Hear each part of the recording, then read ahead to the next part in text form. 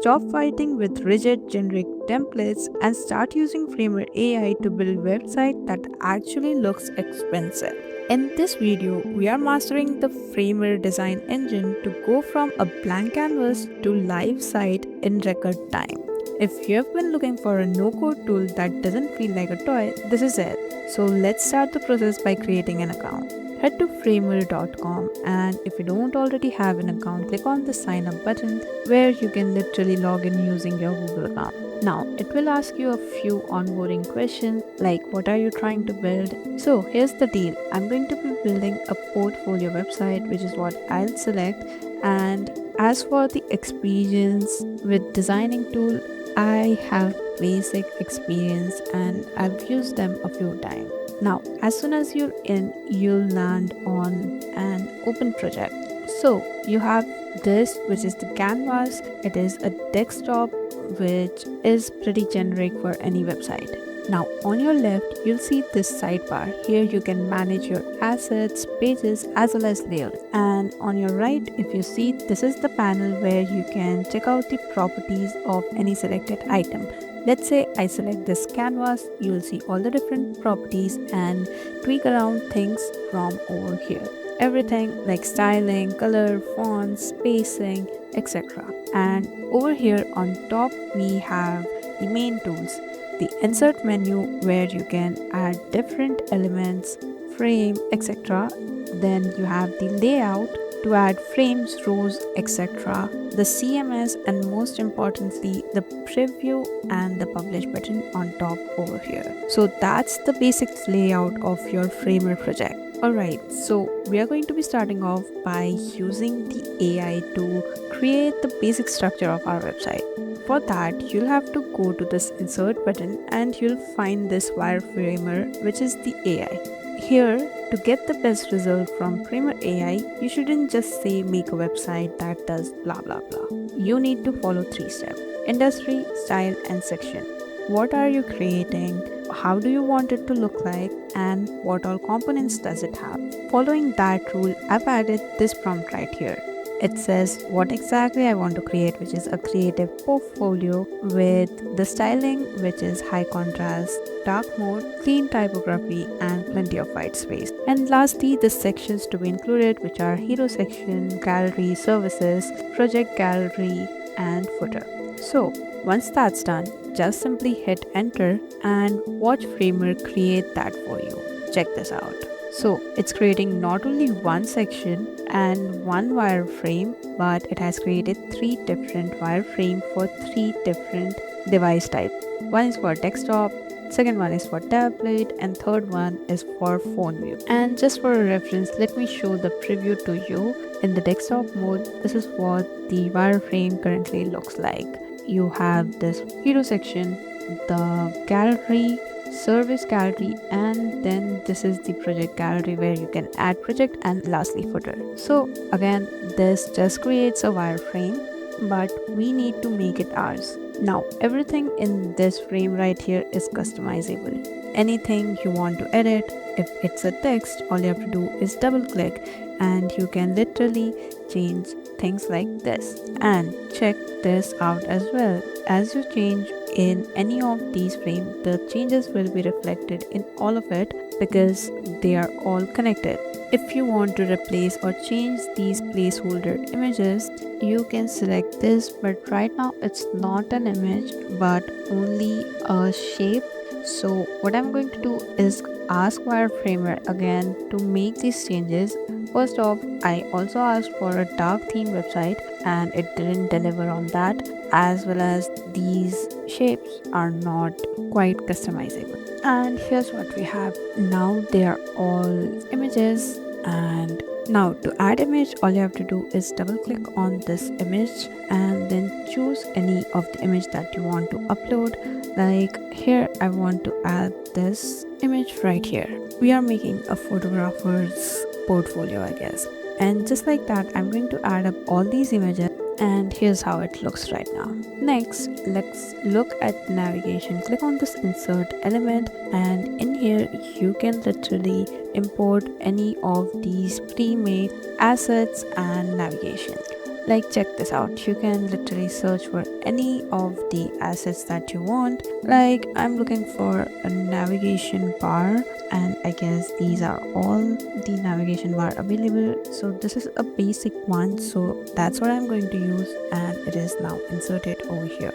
But we want it on top, so let's check out the layers to see exactly how they are very useful when you're trying to manipulate components of your design. So if you go to layers, you'll find these three frames. If you expand this desktop frame, this is where your navigation component lives. Now, if you want to take it from here to the top, all you have to do is drag and drop it at the very top, and there we go, it is now on top. Next up, as you know, the whole website is center aligned. I want to change this navigation bar to center align it. So basically what I'm going to do is in the properties section, you'll see this edit component option. So if I click on that, I will go to the component which is right here, and if I select the desktop option in the properties again, in the layout you'll see it is distributed, which is aligned at the beginning of the bar. So we are going to change that to center, and that's it. If I navigate back to my home page, I'll have a center aligned navigation bar. And in my phone, I'm going to choose the navigation bar and change the variant to phone, and that's it. Because the variant is basically different style of component for different devices or different composition. Like there can be variants of different colors or different behavior like this one. So that's how you use layers to navigate, and components do not have to make all the things from scratch. Now let's tackle the most powerful free feature, the CMS or content management system. This is how you manage your portfolio project. Click on this CMS button right on top and it will let you add collection. So this doesn't have any CMS collection. I'm going to add one from over here and call it portfolio. And now here you can add a new item where you add the title, URL as well as content. So I'm going to be using CMS to represent my projects, adding images as the content from this insert button right here. And I've added a title also, and that's about it. Now I'm going to save this by the save button over here, and just like that I'm going to add in more items as well. So for a new item, just click on this new item, and if you want to edit some item, you can simply select that and it will open up this button again, and you can edit details in here. Now to actually add those projects, you'll have to insert a new element, and in here select collections, and you can choose the portfolio collection, which will add all your items from the portfolio. Now I've added that to my footer. Now that's just list of all the data in CMS, but if you want to know the actual functionality of it, let me show it to you. If I drag it out of my footer and onto this stack, then if I go ahead and add something to it like an item, let's say an image, by clicking on Shift I can add image directly into this frame right here. So if I click Shift I and pull an image over here, then it will be added to this portfolio option. Now once I add it to a single portfolio, it will be added to all the items, which is the whole point of the CMS. Now any change I make to a single image will be reflected to all the images. So that's basically how you can use the collection and customize it as well. Now to give the site that premium feel, we need animation. So if you select the header and go to effects in the properties, you can choose appear, and then it will ask you the effect that you want to add. Like here, if you click on effect, you can customize it. Like this is the appear effect, so the starting opacity would be 0 and it would scale to 1. But if you want, you can even rotate it around or find offset, etc. And also you can select the transition that you will be adding.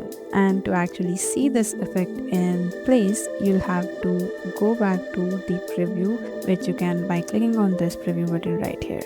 So if I reload, you can see this appear effect.